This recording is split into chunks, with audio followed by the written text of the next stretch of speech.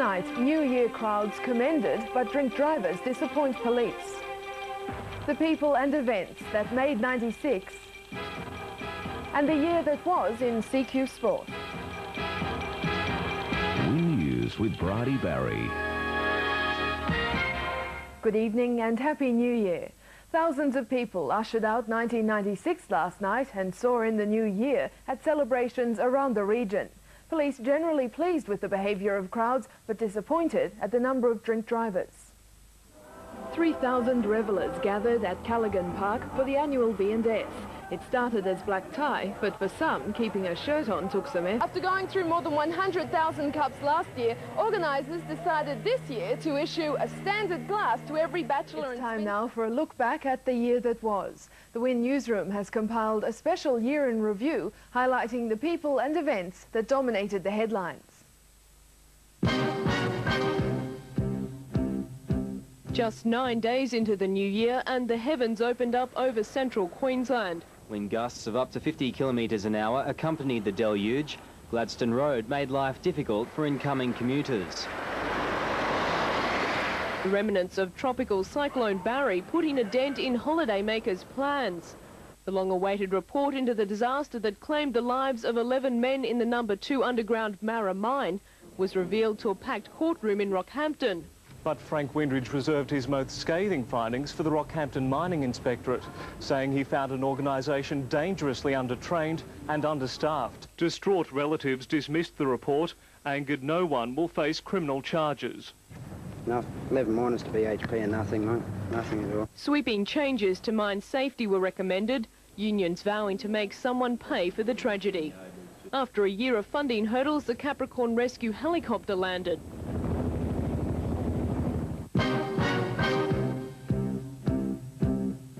February saw political history in the making.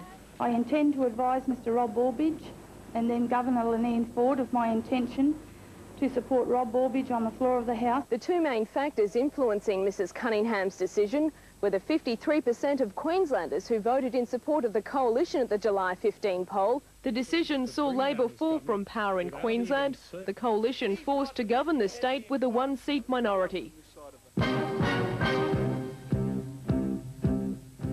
March also brought a new political party to power in Capricornia. As far as we're concerned, the drought's broken. Yeah, she's gone. A shell-shocked Marjorie Hensel graciously accepting defeat as part of the national devastation of the Labor Party. It was a similar result in Hinkler, former Labor member Brian Cortis failing to reclaim the seat. Incumbent National Paul Neville returned with a 10% swing. A middle-aged English tourist was attacked by a shark off Heron Island, but was still able to walk out of the water and raise the alarm. I realised it had got my arm, so I just screamed and swam as fast as I could to the shore. Still in the outdoors, and Shoalwater Bay is internationally listed. Conservationists believe it will provide for the long-term future of the area and bring almost immediate benefits. It will attract more scientific research. Easterboard tragedy. The tiny township of Calliope rocked by the public shooting of 27-year-old Joanne Brown. The young woman was gunned down while drinking with friends in the Railway Hotel. The small community remains in shock tonight at the loss of the well-known local. Just everyone's quiet, like Sean said, you know. No one really wants to talk about it. Police launched a manhunt for the alleged murderer, Mrs Brown's former de facto. Late on the same day, his father made an emotional plea for his son to surrender.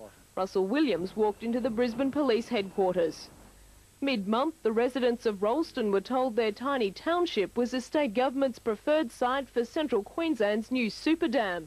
Their towns and farms may have to go, washed away by 1.4 million megalitre dam to rival the mighty Fairburn. The news met with anger. The dam is built for coal and for the big people in the world. Meanwhile, some Capricorn Coast residents were also to lose their homes.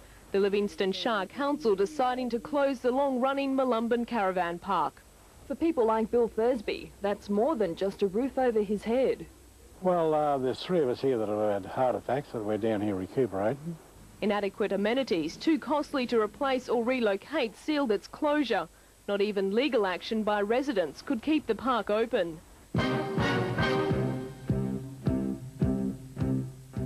day brought heavy rain, and while it was a reprieve for selected rural properties, angry North Rockhampton residents watched as their homes were flooded.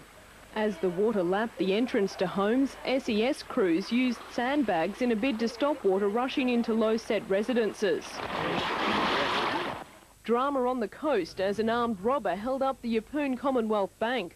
A hoax call redirected police away from the main street, where a man walked into the coastal branch demanding money. He fled with money from the vault and the bank manager as a hostage. A massive manhunt failed to locate the bandit, who police later in the year revealed as a serial bank robber. A spectacular collision between a train and a truck at Blackwater sparked calls for the installation of boom gates. Miraculously, 3 men escaped with their lives. The massacre of 35 people in Tasmania prompted the introduction of strict new uniform gun laws across Australia. The federal government legislation sparking outrage. Are we to be unprotected against rape, burglary, bashings and belting by anybody off the street? This piece of legislation can be used to totally disarm the Australian population. Halfway through the year, and a lucky escape for 3 labourers after a house they were re-stumping collapsed on top of them. Stacks that we were holding that place up just gave way, just fell down on top of us. So yeah, we're pretty lucky to get this a bit. Showtime bought an exhibition no one expected. A prize bull knocking handlers to the ground and charging a lunchtime crowd. Chaos and confusion followed as people fled from the rampaging bull's path. It just happened so fast it wasn't funny, you know. Ironically, an hour later, another bull also broke free. A Rockhampton suburb was rocked late in the month by a neighbourhood dispute that ended in a fatal shootout. Officers donned bulletproof vests, the street blocked off, while they attempted to apprehend the gunman. A distraught eyewitness told of what followed. In the house said, put your gun away, put it away. And he said, I'm not, I'm going to shoot the bees. Others explained how the gunman then took pot shots at the men. A couple tried to run in beside the house and I think he got shot. That's one that got shot in the back of the head. A man surrendered himself to police, but 3 members of the local Rebels motorbike club had been shot. 46-year-old Philip Goatley later died. A 54-year-old man is facing murder charges.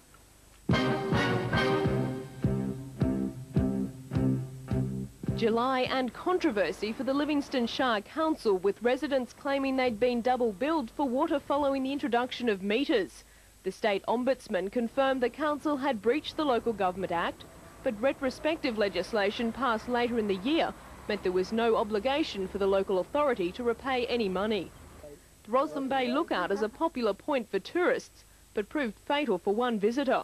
Eyewitnesses say the Brisbane tourist and her husband had been walking along the lookout's steep path shortly before the woman plunged 60 metres to her death. 2 days later, and another freak accident. A North Rockhampton man crushed to death by a tree branch. Following an endless stream of public sector cutbacks, angry Rockhampton workers rallied in one of the largest protests the city has seen in years. A WIN cameraman captured the dramatic conclusion to a high-speed police chase.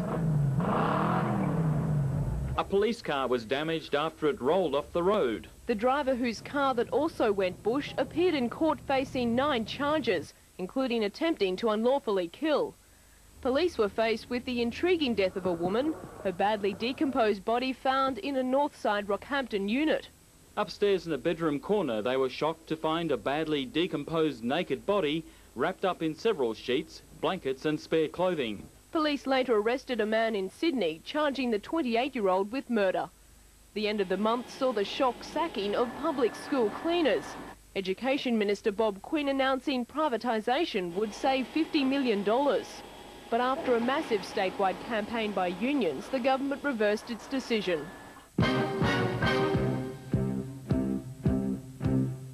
August saw Central Queensland Ironman Robbie Thomason killed, his panel van colliding head-on with a truck.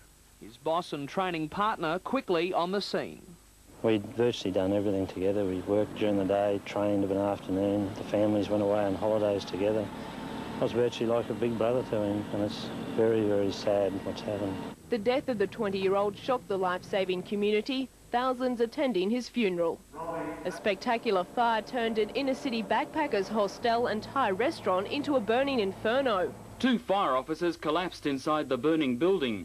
One of the men has been admitted to hospital with burns to 36% of his body. An English backpacker who was hailed a hero after alerting tenants to the fire was charged with arson the following day. A foiled extortion attempt left a Yamba man with a bullet wound to the head in a dramatic turn of events north of Rockhampton. The shootout coming to a bloody end when officers ordered him to put down his weapon. Mid-month saw an end of an era in taxation in Rockhampton. The office closed after a traumatic few months for staff following a short-lived reprieve. September brought the first coalition state budget in 13 years. Health and education were the big winners, but there were extra costs for smokers and bank users. An investigation was launched into a former Central Queensland Catholic Church-administered orphanage. There were also calls to close the Rockhampton Zoo following alleged violations of animal rights. The campaign given weight a month later when the State Environment Minister acknowledged the standards needed improvement. October saw 2 people killed following a high-speed collision south of Rockhampton. They were among 60 killed on Central Queensland roads this year, 2 less than in '95. 2 Rockhampton Correctional Centre inmates escaped. While one turned himself in a day later, the other, a convicted armed robber, spent a wild week on the run from police. A young lady disturbed an intruder hiding under her bed at a house at North Rockhampton. Following a massive manhunt that led police to North Queensland, the prisoner was captured in Port Douglas and sentenced to an extra 4 years in jail. The end of the month saw Central Queenslanders criticised for being racist, following claims Singaporean soldiers on rest and relaxation in Rockhampton were being subjected to racial abuse. November saw Rockhampton-based hospital doctors join an Australia-wide protest. Tragically, a mysterious bat virus killed Central Queensland woman Trisha Paget, the first known human transmission of the Lissa virus. December saw the Rockhampton City Council stall on plans to redevelop the city heart. The Police Minister Russell Cooper apologised to the Woorabinda community following a controversial warrant operation that coincided with the funeral of an elder. The year ending on a tragic note with the death of a Korean tourist who drowned while snorkelling off Great Keppel Island.